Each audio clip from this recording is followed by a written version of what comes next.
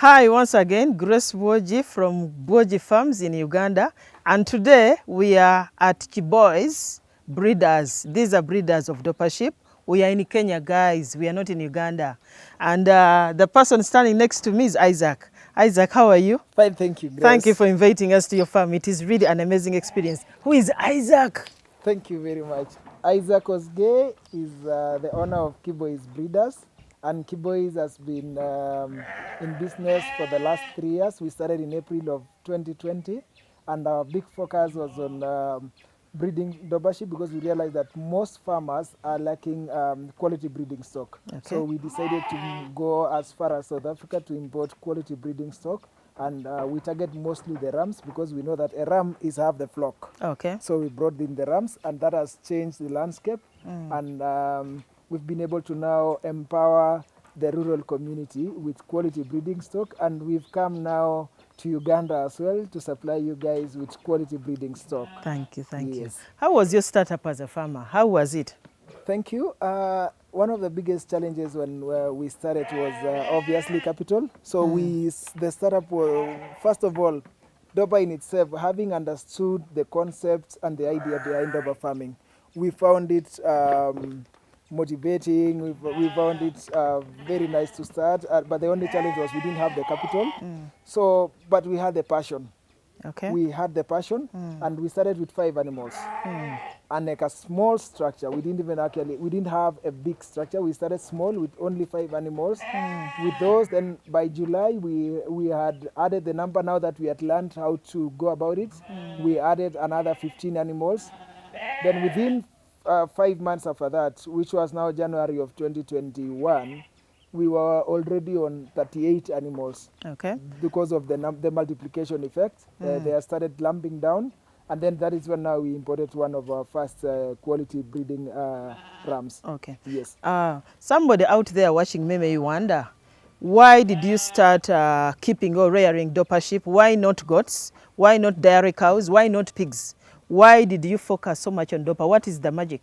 Thank you. One was that we saw that Dorper grows fast. It gains twice the weight at half the time. So it only takes me 9 months to sell, to breed and actually produce a lamb, because the gestation period is only 5 months. And most of the Dorpers, if they are fed well and you have quality breeding stock, then you're going to have twins. Okay. The return for quality Dorpers, if you compare, for example, with dairy farming, with Dorper, I can keep 10 animals and they'll give me, in Kenya shillings, for example, an equivalent. 10 animals would lamb down, and I'll sell those for 250,000. Okay. If I were to do dairy farming, and the cost of feeding, for example, is that for Dorper, 10 Dorpers is equivalent to feeding 1 dairy cow. So I realized that, and it will give me 250,000 return by selling the offsprings. Okay. So it's cheaper, the cost of production. The space that it needs, for example, what you see here, it's only 0.1 of an acre, and I'm able to keep 250 animals. Okay. Unlike dairy farming. And the management under zero grazing is simple. It's not very complicated. I only need to, and especially if you employ the services of technology as well, we have CCTV, so I can manage it very easily wherever I am. And the feeding in itself is also cheap. Okay. Yes. I get it. What other key activities do you have on this farm? We are big potato farmers. Okay. We also produce seed because we realize that there's a need for quality seed, which most farmers around this region were lacking. So we also very big potato farmers. In fact, we do up to 40 acres of quality potato seed. Okay. Yes. Okay. What do you advise to a Ugandan farmer who wants to replicate the exact kind of system you have of zero grazing to our Ugandan farms? Because majority of farmers, they are farming their livestock on free range. What advice do you give? Thank you. The beauty with zero grazing is that you limit exposure to parasites, and so management becomes easier. The only thing that I would advise farmers in Uganda is, if you want to do zero grazing, you need to have a big space or a sufficient space for feed production.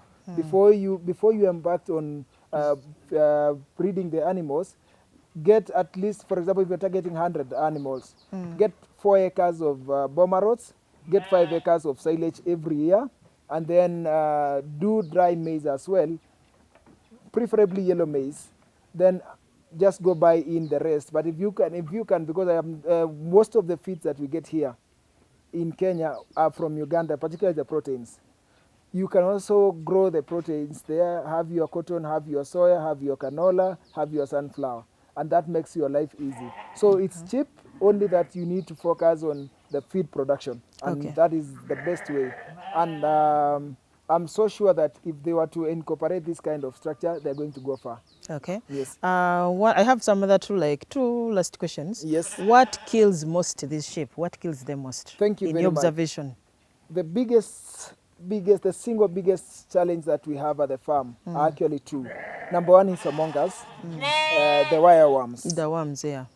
Dorper sheep are very susceptible compared to the normal sheep. So you need to really have a good management practice and understand which active ingredients would work best. That is one. The other one is clostridial diseases.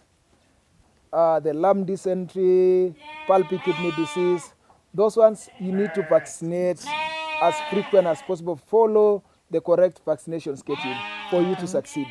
So those are the two big things. Okay. That the two big challenges that we find at the farm. Okay. One other last question. Where is your market? Thank you. Where is my market? My market for breeding stock goes to county governments. We have support from World Bank for counties, so we normally supply up to 1,000 animals. I also have supported quite a number of farmers in Uganda.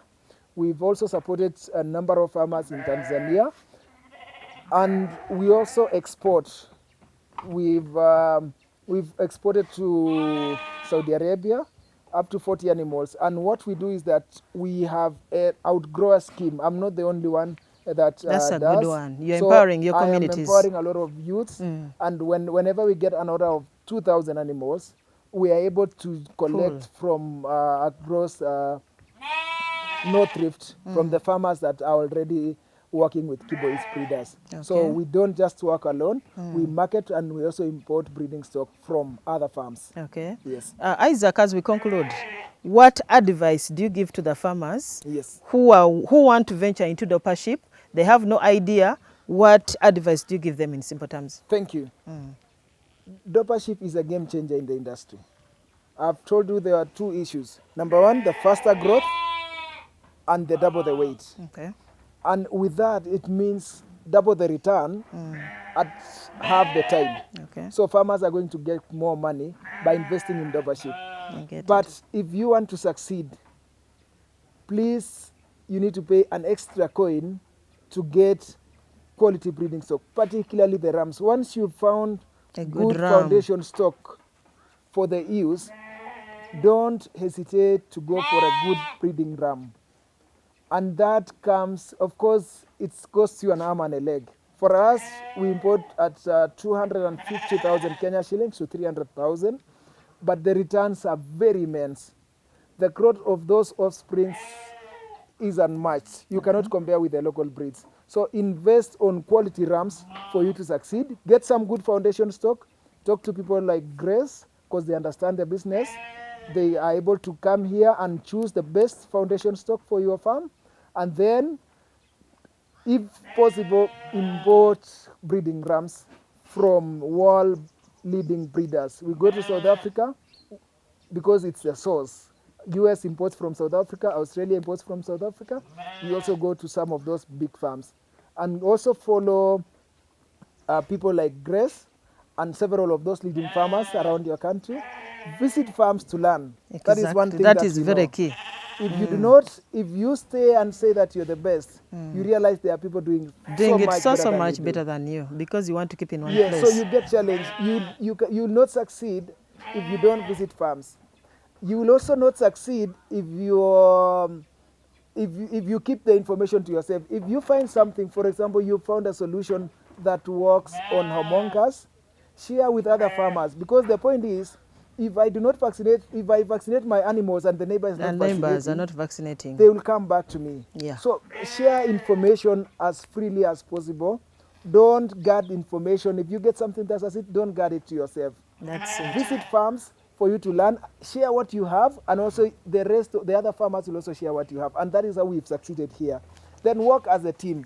If you do not, if you go alone, for example, if we go to the government ourselves, because one of our biggest markets is the government. If I were to go there and say, I am here to ask for a tender to supply, and I am alone, nobody will look at me. But if I talk and I give out the number of youths that I'm supporting, which right now we are at 79, each of them an average of 30 animals, the government listens and everybody runs to me.